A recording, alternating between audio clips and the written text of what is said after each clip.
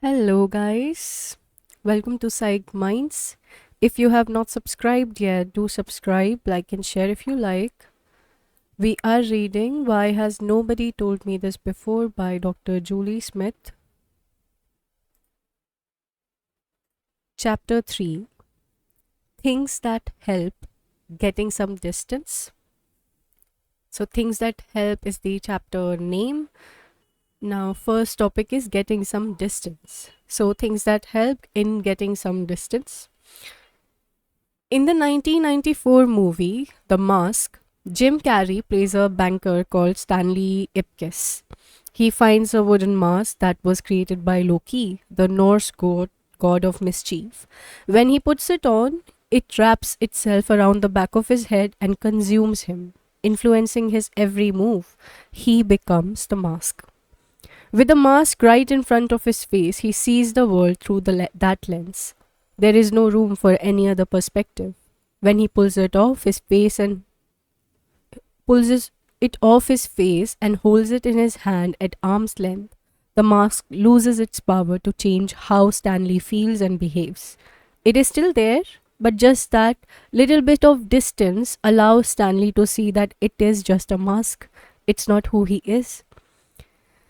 When we feel low in mood, thoughts can become all consuming in this way. The brain senses from the body that things are not okay and starts offering up lots of reasons why that may be.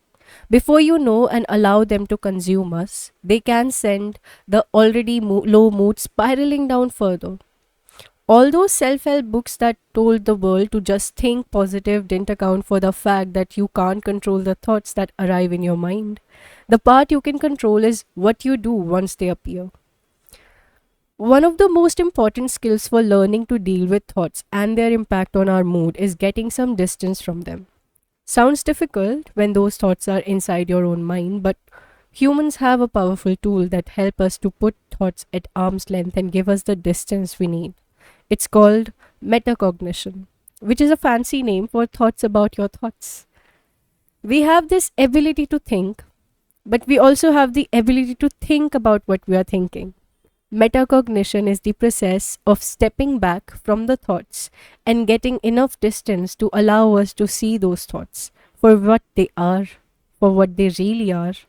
When you do this, they lose some of their power over you and how you feel and behave. You get to choose how you respond to them rather than feeling controlled and driven by them, by something. Metacognition sounds complicated, but it is simply the process of noticing which thoughts pop into your head and observing how they make you feel. You can have a go by pausing for a few minutes and noticing where your mind wanders to. Notice how you can choose to focus in on a thought like Stanley putting the mask over his face, or you can let it pass and wait for the next thought to arrive. The power of any thought is in how much we buy into it, how much we believe it to be true and meaningful. When we observe our own thought processes in this way, we start to see thoughts for what they are and what they are not. Thoughts are not facts. They are a mix of opinions, judgments, stories, memories, theories, interpretations, and predictions about the future. They are ideas offered up by your brain about ways we could make sense of the world, but the brain has limited information to go on. The brain's job is also to save you as much time and energy as possible. This means it takes shortcuts and makes guesses and predictions all the time. Mindfulness is a great tool for practicing the observation of your thoughts and strengthening that mental muscle that allows you to notice a thought and choose not to stick to it, but to let it pass, making a deliberate choice about where to focus your attention. Mindfulness, grabbing the spotlight. In the previous chapter, I listed a few of the common thought biases that tend to be a feature of low mood. While some self help books may tell you to just think positive, the problem with that is we cannot control the thoughts that arrive. If we try not to have certain thoughts, then we are by default already thinking them. It's also not realistic. Lots of people face incredible hardship in their lives. We don't want to add to that burden by setting the impossible standard of only producing positive thoughts in terrible times. that is likely to add some self criticism into the mix when they realize they cannot do that and start to think it is a personal failure. So, while we cannot transcribe every thought that the mind produces, our power is in how we respond once it arrives.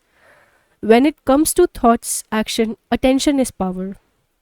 If you imagine your attention as a spotlight, many people leave that spotlight to move freely. Whenever the wind blows, the brain will occasionally take control if there are any signs of danger or threat, but we can also consciously choose to redirect that spotlight, paying attention to specific aspects of our experience on purpose. This is not the same as blocking thoughts and trying to ignore them. It is being intentional about which thought you give the limelight to, which ones you zoom in on and turn up the volume. Many people come to therapy knowing what they don't want. They know they have some thoughts and feelings and they would like to get rid of it. But when we turn towards the future, they do want it can come as a bit of a shock for the simple reason that they have never asked themselves that question before. Painful problems can be so overwhelming and demanding of our attention that we start to focus more on that and less on what we want instead.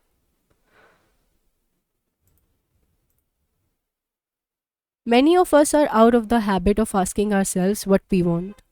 We have responsibilities, a boss to answer to, or a mortgage to pay, children to feed. Over time, we come to realize that our well being is not where we would like it to be. But we have no idea what we actually want or need. Well, we never think about it.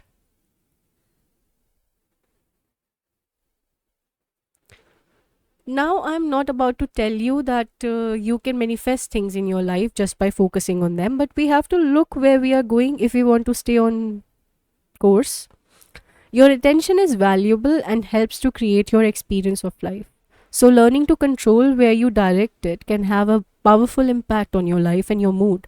But we are busy, and life is full of daily responsibilities and duties that we have done a thousand times before. So, our incredible brain like to make things easier for us by switching on to autopilot and doing most of things automatically.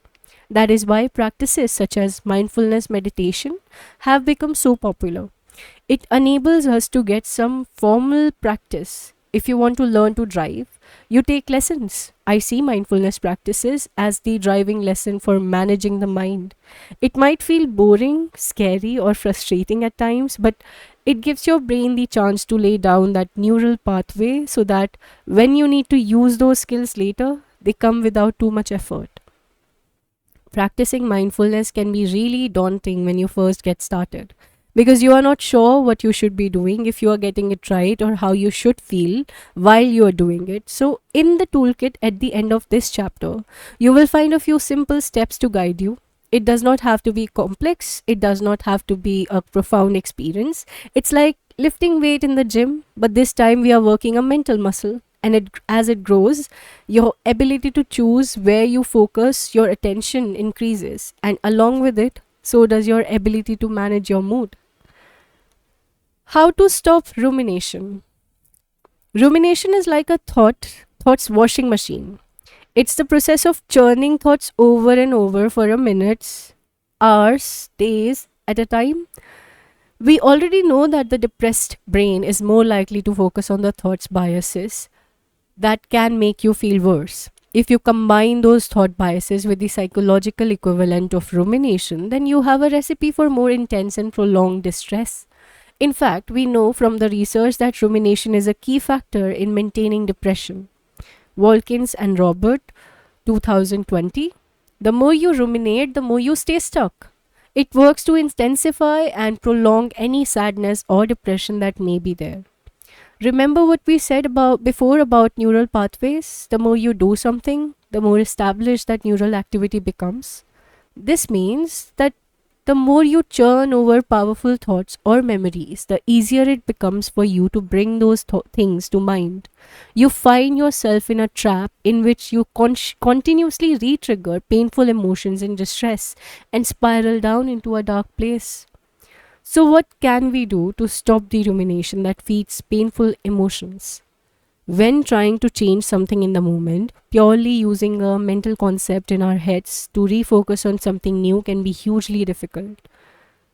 I have seen many people use an active approach to good effect. When you notice that you are sliding down the slippery slope of rumination, try a firm hand pushed out in front and one word, stop, quickly followed by physical movement such as standing up and moving away from the position you are in.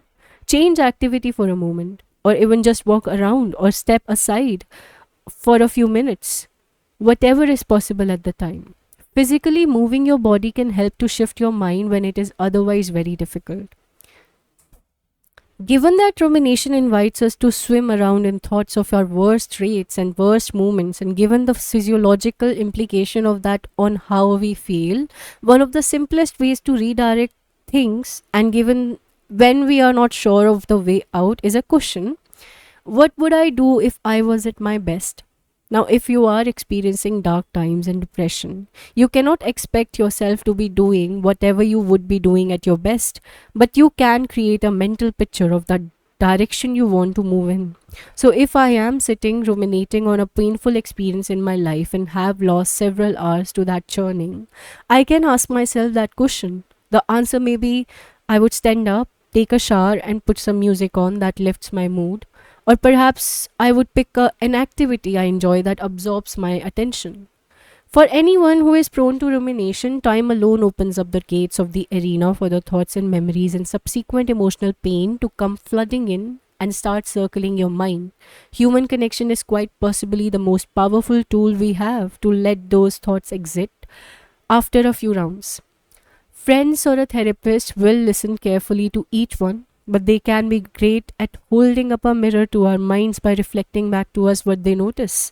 They help to build our self awareness and provide prompts or cues to call a stop to the rumination and shift to something new and more helpful to our well being. Mindfulness. Mindfulness is a state of mind that we can try to cultivate at any time.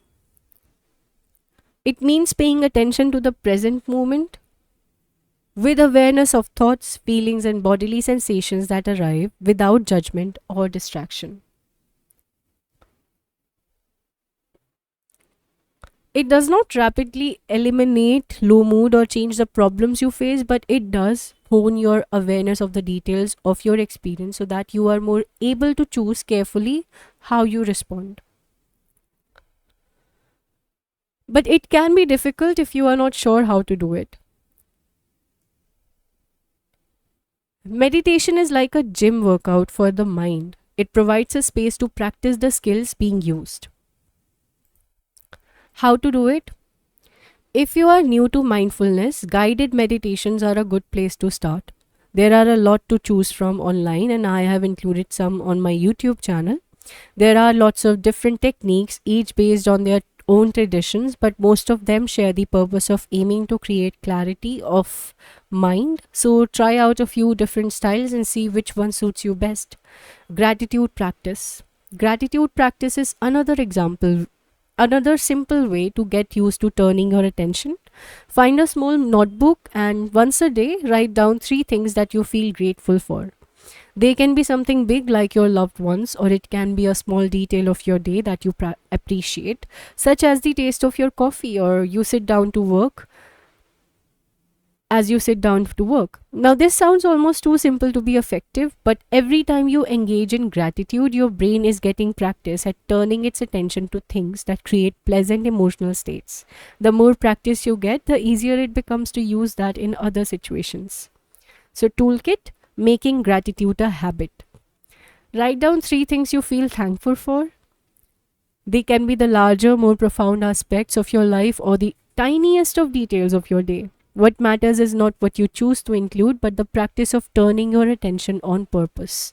Spend a few minutes reflecting on those things and allowing yourself to feel the sensations and emotions that come along with the focus on gratitude. Doing this once is nice. Doing it every day is a life practice that builds the mental muscle to choose where you focus your attention and allows you to experience the benefits. That brings us to the end of chapter 1. Chapter summary, chapter 3.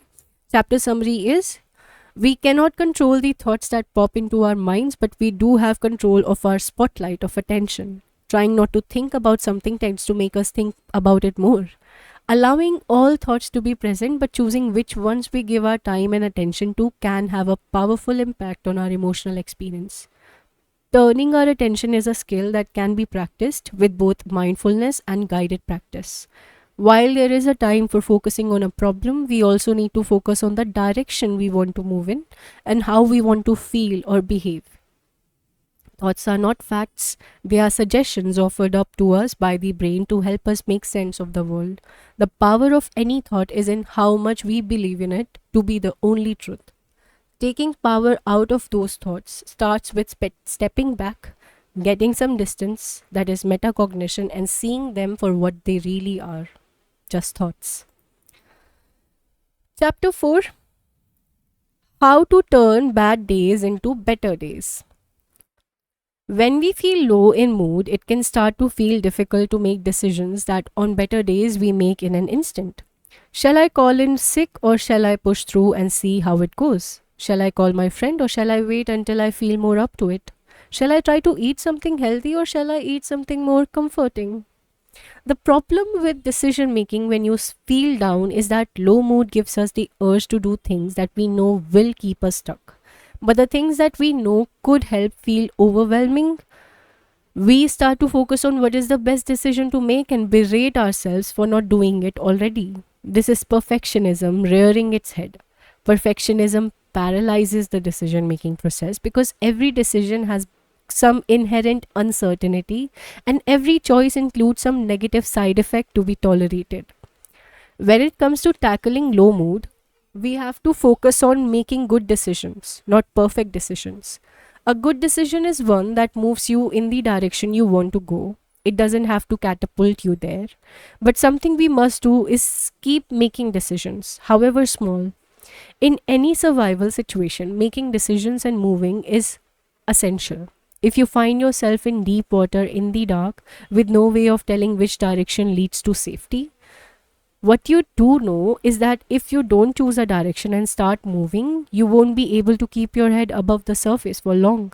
Low mood wants you to do nothing. Therefore, doing anything positive, however small, is a healthy step in the direction you want to go.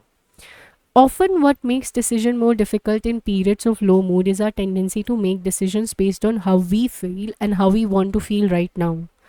Basing our decision instead on personal meaning and purpose can offer a shift from an emotional focus to decisions and actions based on our values. When dealing with low mood, focus on your personal values around health. What is important to you about your physical and mental health? How do you want to be living your daily life in a way that expresses that? How much are you living in line with those values at the moment? What is one thing you could do today that would steer you in the direction of looking after your health in the way you want to? Consistency. When your mood is low and the small daily tasks feel like too much, don't go setting yourself extreme goals that feel out of reach. Pick one small change that you know you can action every day, then make a promise to yourself that you will make it happen. It may seem silly at first because those small changes won't reward you with instant, drastic results, but they are doing something much more important. They are laying down the pathway for a new habit that you can integrate into your everyday life and build upon over time as it becomes second nature. So keep it small, keep it consistent. Slow change is sustainable change. Don't kick yourself while you are down. We can't talk about tackling low mood without talking about self criticism and self attack. Low mood increases any self criticism or self attack that we already do. It's very easy to tell someone to just stop being hard on themselves, but when something has been a habit from a young age, just telling yourself to stop is not likely to cut it. We can't stop those thoughts arriving, but we can build our ability to notice them and respond in a way that gives them less power over how we feel and behave. We can use the same skill that we covered for catching thought biases and getting some distance from them. This helps us to recognize that those thoughts are emotion loaded judgments, not facts. Bring to mind someone you love unconditionally. Now imagine they were speaking about themselves the way that you speak to yourself. How would you respond to them? What would you want them to have the courage to see in themselves? How would you want them to speak to themselves instead? This task is one way to help us access that deep sense of compassion that we often show to others but neglect to show for ourselves. Self compassion does not have to be airy fairy self indulgence. It is being the voice that you most need to hear. One that will give you the strength to pull yourself back up rather than drive you further into the ground. It is a voice of honesty, encouragement, support, and kindness. It is the nurturing voice that dusts you off and looks you directly in the eye, telling you to go back out there and have another go. It is the parent, the coach, the personal cheerleader. There is a good reason that elite athletes have someone in their corner between rounds, sets, and heats. They understand the potent impact of the words that fill your head. Whether you are in a boxing ring, a tennis court, a meeting at work, or an exam hall, the same rule applies. So, talking to ourselves in the same way we would support and encourage someone we love is a powerful component in managing mood. How do you want to feel instead? When we are trying to tackle low mood, the tendency is to focus on everything we don't want to think and feel. There is value in doing that. But if we want to move away from what we don't want, it helps to know what we do want, where we do want to go instead. So, toolkit, figuring out what you can do to change how you feel. Start by filling in the hot cross bun formulation for low mood scenario found at the back of the book.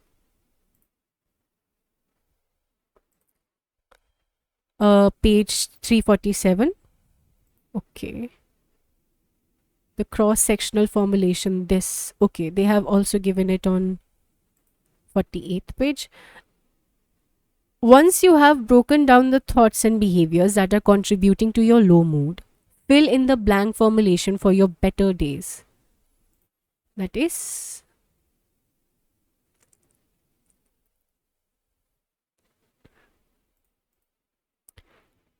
this time start with the emotion box and fill it with emotions you would like to feel more of in your everyday life instead of the low mood. I have put an example below, that is figure 6.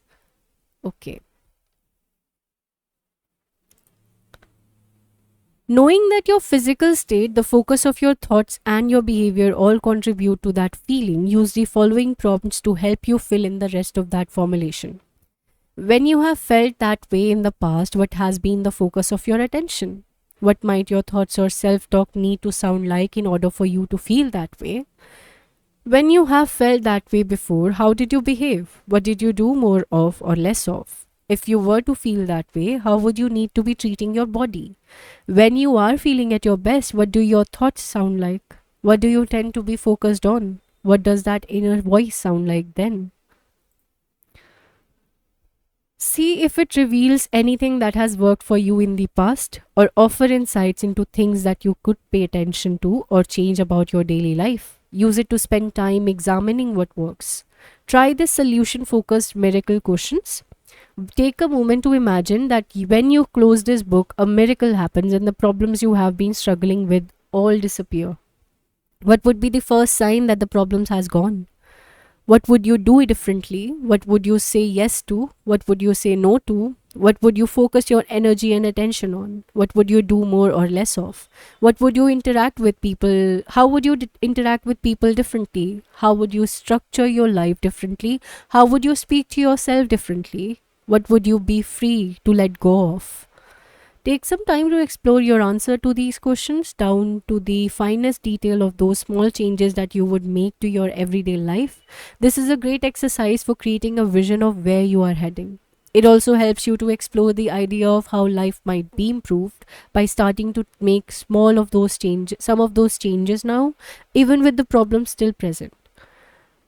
What we do, how we do it, feeds back to your body and brain about how to feel. So, shifting direction towards what matters most and the person we want to be alongside our problems can bring about big shifts in mood. This technique shifts our focus from the problem to the solution, and we can start to fix our gaze on the horizon that we are heading towards. That brings us to the end of chapter 4, chapter summary. Focus on making good decisions, not perfect ones. Good enough steers you towards real change. Perfectionism causes decision making paralysis, whereas improving your mood demands that you make decisions and take actions. Keep changes small and sustainable. When someone is down, we show them kindness because we know it is what they need. So if you are committed to managing your mood and overall mental health, commit to practicing self-compassion. Once you understand the problem, use it to help you work out where you want to go and focus on the horizon ahead of you. Chapter 5: How to Get the Basics Right.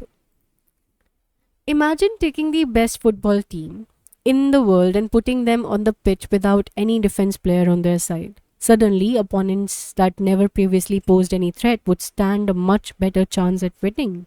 While the defense players may not be as exciting as the strikers, we all underestimate their power to change the game. We all have the tendency to neglect the basics.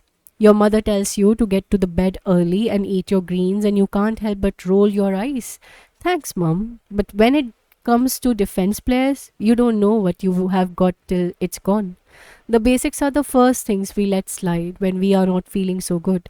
We withdraw from friends, we drink too much coffee and then can't sleep. We stop exercising, but what difference does it really make?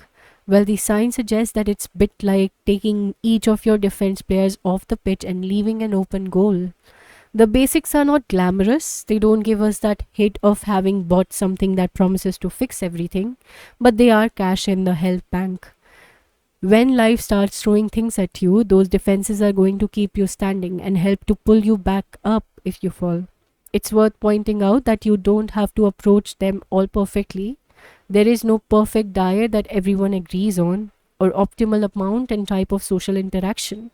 These are not goals to be achieved to perfection. They are foundations. Those defense players need as much nurturing as these strikers because they are crucial for staying in the game. But where one slips, another can help out. When those defense can get compromised, it's not a sign of fault or failure, it's generally a sign that life is happening.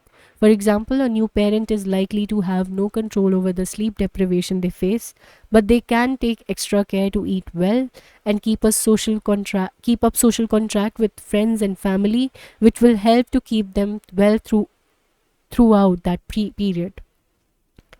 Understanding what those main defenses are means that we can keep them on a radar. We can check in with them on a regular basis and look for small ways in which we might be able to improve them and strengthen them. If you are tempted to skip over this because you think you have heard it all before, then it's even more important to read it. We estimate the power of these defenses, but so much that they are often the first things we let go when we are under stress or not feeling so good. But not only is the science crystal clear on these, in recent years it has also shown their potency to be even more far reaching than we once thought. Exercise. Whether your low mood is mild and intermittent or you live with major depressive disorder, exercise has potent antidepressant effects. Schuch et al. 2016. For those who use antidepressant medications, adding in exercise leads to better result. Mura et al. 2014. Exercise leads to higher circulating levels of dopamine as well as more available dopamine receptors in the brain. Oslin 2011.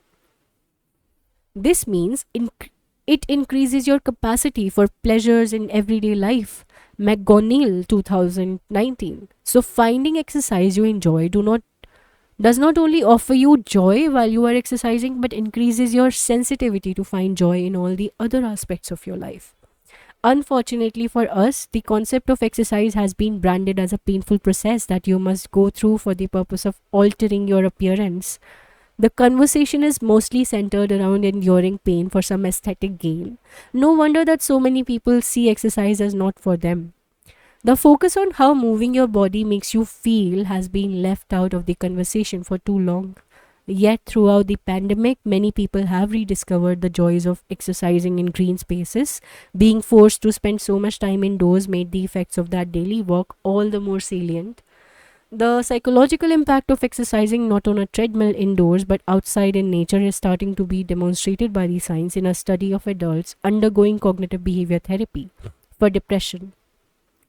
The group whose therapy was provided in a forest setting showed a remission rate that was a 61% higher than those who underwent the same program in a hospital setting. Kim et al. 2009. For those who can't stand the idea of vigorous exercise, the slower movements of yoga can still have significant effects on mood as well as increase the ability to calm the mind and body more quickly. Josephson et al. 2013. Deciding to add in exercise to your life does not mean you have to take up ultra marathons or weightlifting up to at an expensive gym. In fact, it is much easier to gain momentum if you start as small as you can. You might not even leave the house to begin with. You might put on your favorite music and dance around until you feel a little out of breath. If you can make it small and choose something that has the potential to bring you joy, it is much more likely to be sustainable. A one off workout won't change everything, but a small increase in physical activity that you can keep up has the power to become a catalyst for significant life change. Exercise does much more than just give you a little boost in the mood. It positively impacts on your mind and body in countless ways. But don't take my word for it. Find a way to increase your activity in a way that feels enjoyable or meaningful to you and see how you start to feel. Sleep. Take anyone on this earth and start depriving them of sleep, and that person will become vulnerable to both physical and mental illnesses. But that relationship between sleep and mental health work both ways. When your mental health dips because of stress, low mood, or anxiety, your sleep is likely to be disturbed at some point too. Whichever came first, you can almost guarantee that when your sleep takes a dive, so will your mood and your belief in your ability to bounce back. When you haven't had enough sleep, everything feels 10 times harder. Sleep has a profound effect on your aspect of your well-being. If you think your sleep is not as good as it could be, it is well worth your time and effort to try improving it. For those who experiencing long-term insomnia, working with a specialist is highly recommended.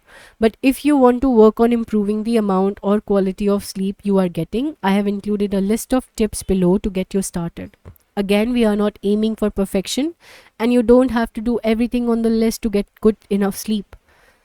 There are times when life happens and it pulls you away from a healthy sleep pattern. If you work shifts, travel long haul, have young children, or a habit of staying up late playing computer games, you can learn to check in with yourself and put in place whatever is necessary to steer you back in the right direction.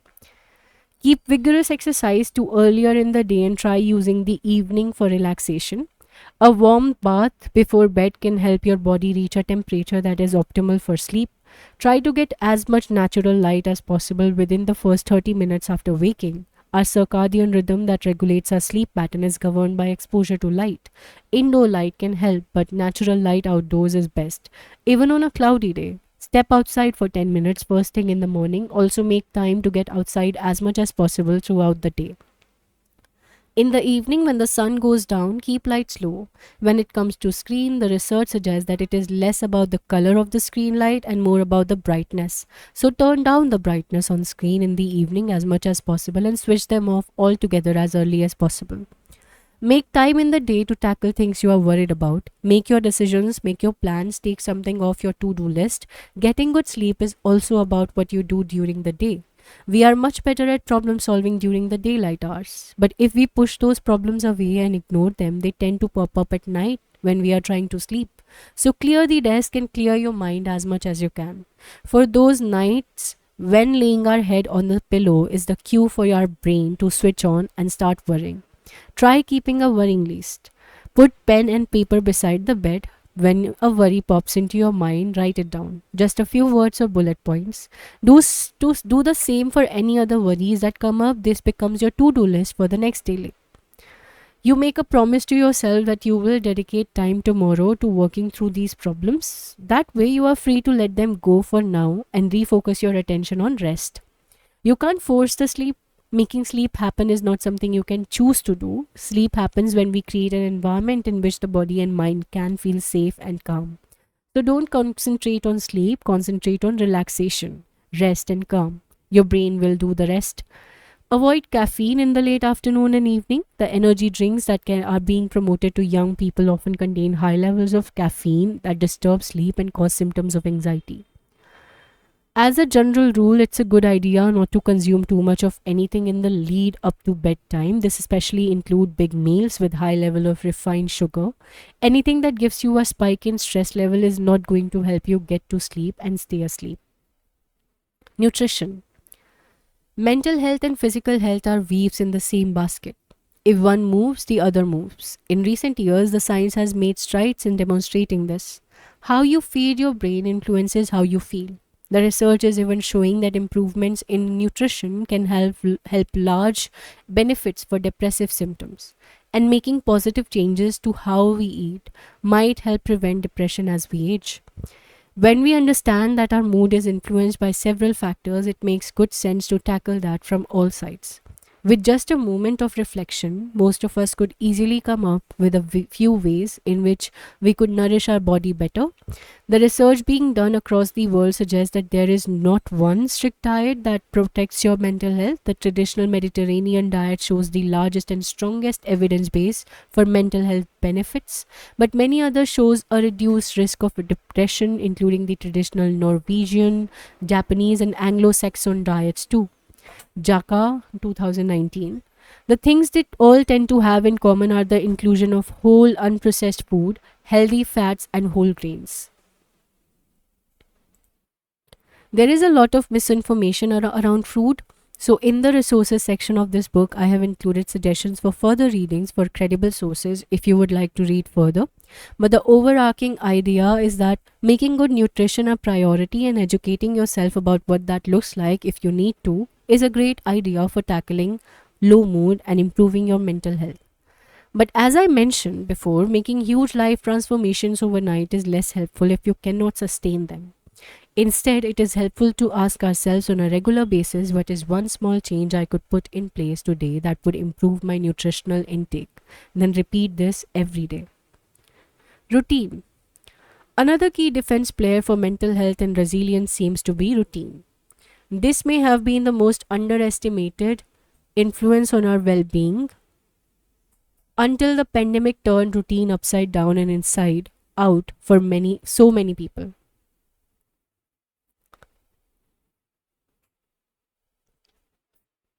Repetition and predictability help us feel safe, but we also have a need for variety and a sense of adventure. So we like to have routine and we like to break those routines occasionally, preferably with something pleasurable, meaningful, or exciting. When we are not feeling so great,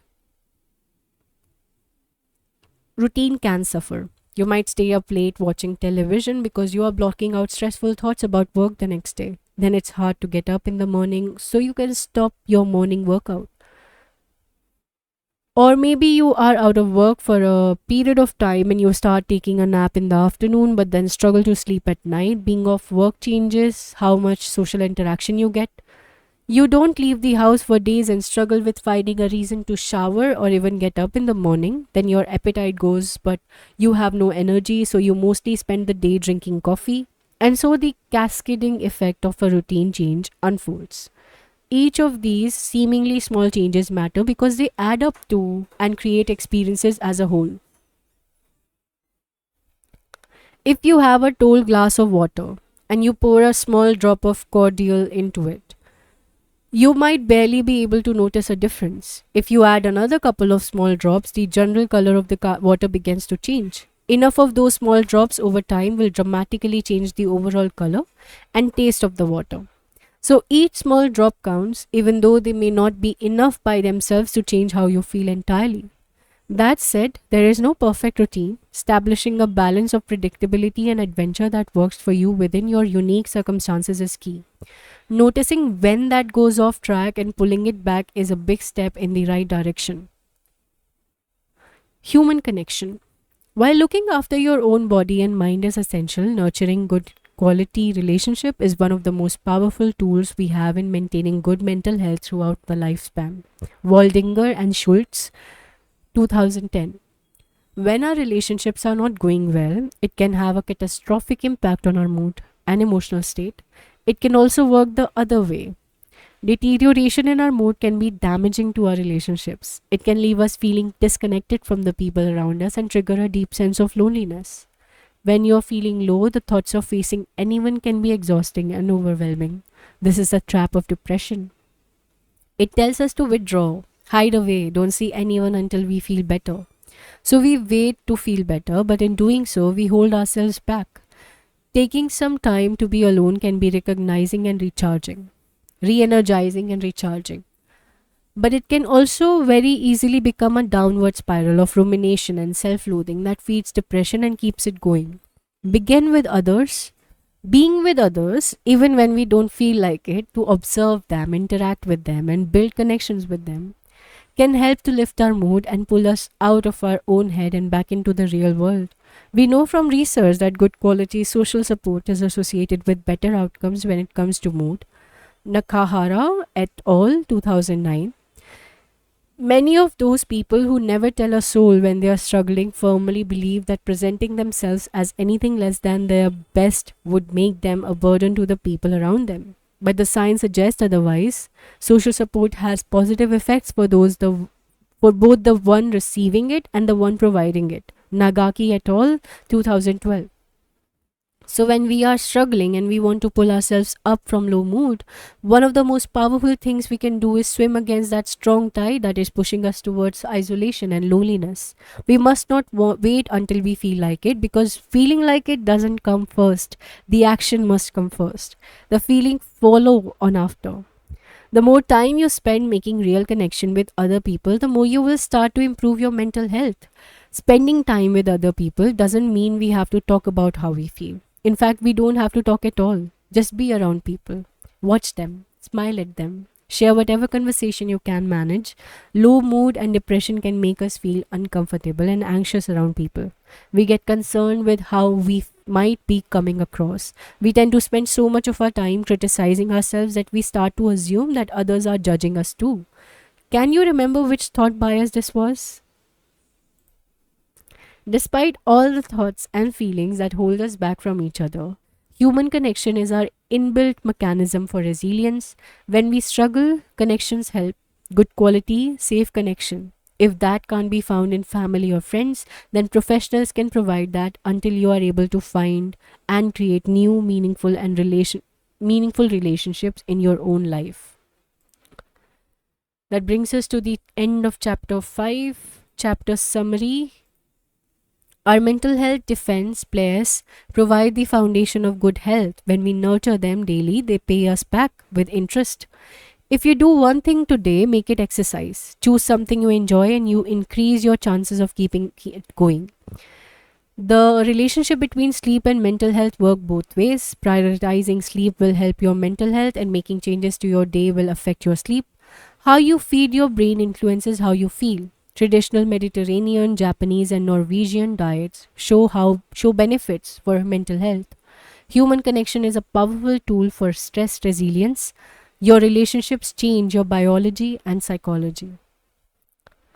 This also brings us to the end of part 1. We will continue with part 2 of the book and chapter 6 in our next reading. Bye bye for now. Keep reading. Take care. If you have any comments regarding what we just read or anything before as well, and totally unrelated also, all is welcome in the comment section of the video you're viewing, or in the comment section, or in the community section of the YouTube channel. Sorry, I just jumbled words. Okay. And if you have not subscribed yet, do subscribe, like and share if you like. Guys, you are not subscribing, do subscribe to the channel. If you're viewing it, you like the content, do subscribe to the channel. Bye bye for now. Take care, keep reading. Bye.